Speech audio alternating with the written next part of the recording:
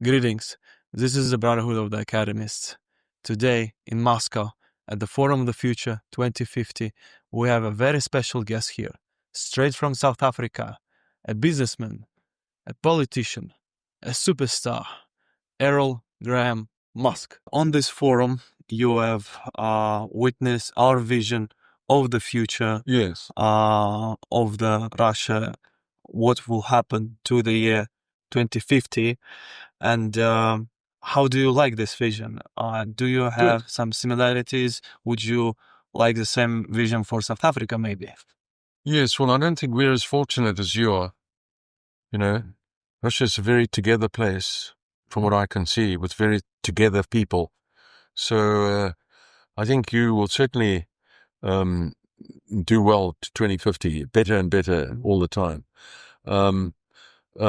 Where I live, no, the situation is very difficult. It's almost an difficult problem to solve, if not impossible problem to solve. So we have a country which has 63 million people, we think. We don't even know. Mm-hmm. Whether it's 63 or 75, we don't know, because people just stream in unchecked from the north. Mm-hmm. You understand? To work for the few white people that are there. They all come to work just for the white people. The black people don't give work to anybody. So we have a very difficult problem. And of the people in the country in South Africa, only 7 million out of 63 million that we think are there, only 7 million have a job. Did you understand? That's that's a bad statistic. So the circumstances there are drastically bad in terms of money that was being given to the country from America has been stopped. Billions of dollars have been stopped. And I don't think there's much point in talking about where I live. But here I see every possibility of a good future, every possibility. The people are amazingly positive. Among nations or in places, among people, you look for things, little things, as you get a bit older. You see the mothers and the children, and I see lots of mothers and lots of children running around. That's a very good sign. It's like when people have pets and they look after the pets. Yeah. It's also a good sign, They're good people, so they're doing okay.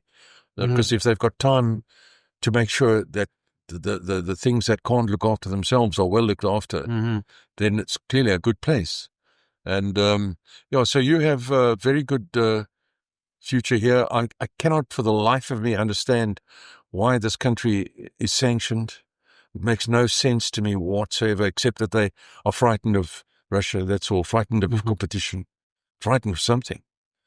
But if this city can look as well as good as it does, Moscow is by far the best-looking capital city in the world. By far. Not by a little bit, by far. Then with no sanctions, I can't imagine what the situation would be.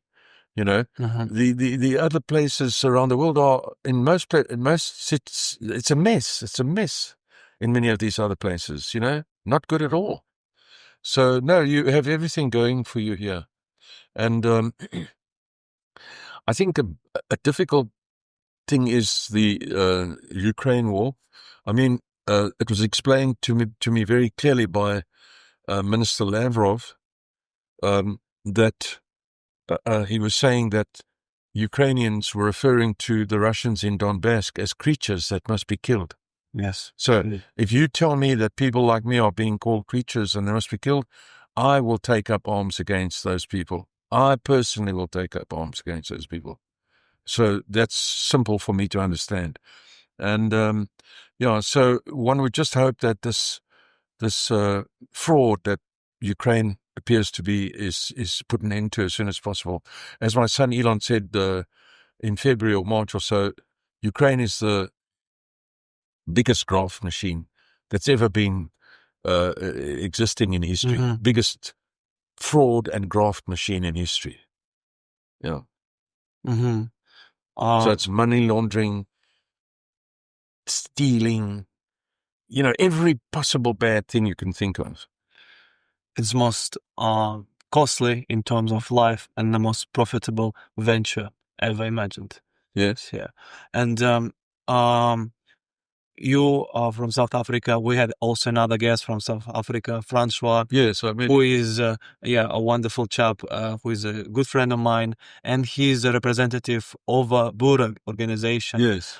Very similar to us in its essence, in its values.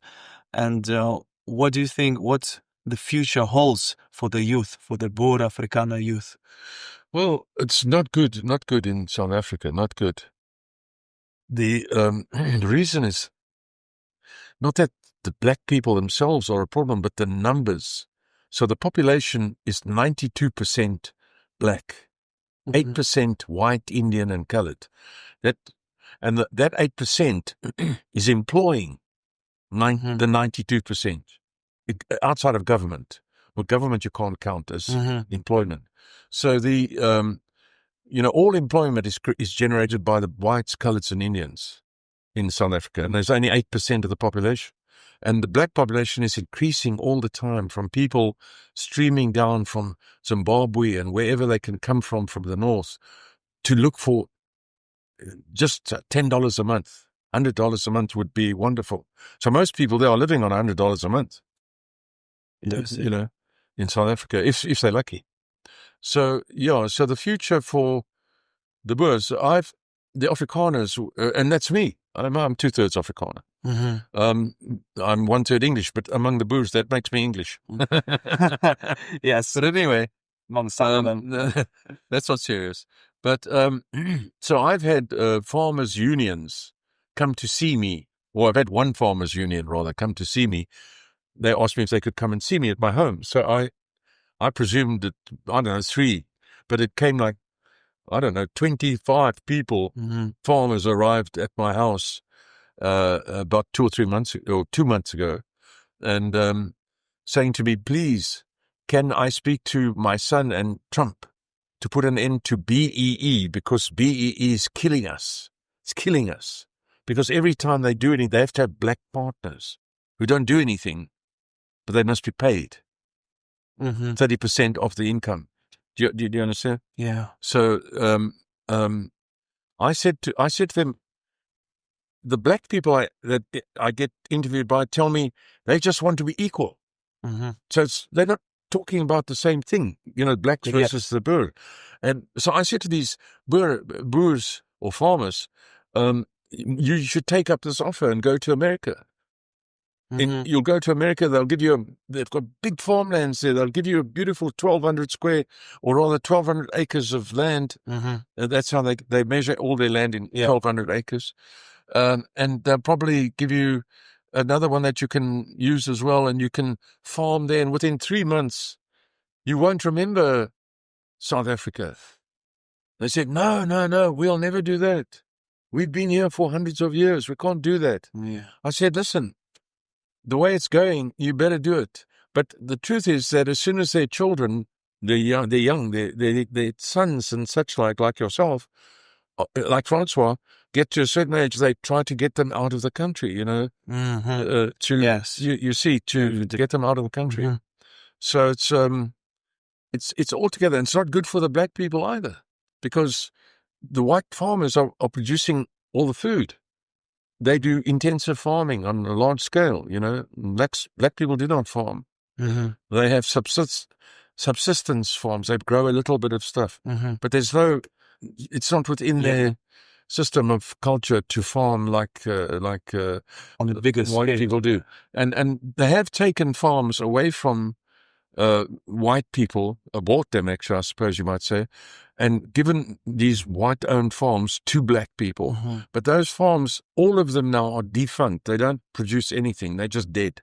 They're finished. There's about 10% of those farms that have been given to black people that are still functioning, but the reason they're functioning is the black owners have employed white contractors to run the farms. It's only about 10% of farms that have been removed from white farmers actually still produce food. The other 90% of the farms that have been taken away, just defunct, finished, no farming. So it's like that in Zimbabwe as well, nothing.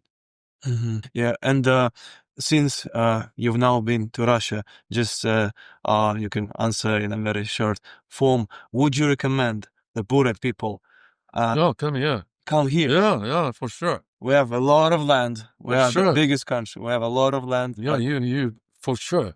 You won't be sorry. You know, they bring hundreds of years of experience, farming experience from Holland. You know, they originally from Belgium and Holland. They are very, very experienced farmers. We would welcome them a lot. And would you recommend them to try out Russia? Yes, absolutely. First, even before America. Yes. Thank you. Yeah. That we're living. What would you say to the Russian youth? The most important things. Well, the most important thing is find something you like doing. Don't do a job you don't like. Do a job that you don't want to go home, that you want to stay during the night as well. And if you got that job, then you stick to that job. You know, you must only do something you like doing. Passionate about. Yes. Yeah. And then you will be very successful. All right. Thank you. Okay. Now you know the recipe for success from Errol Musk. Find a passion, stay consistent, stay disciplined, love your country. Bye.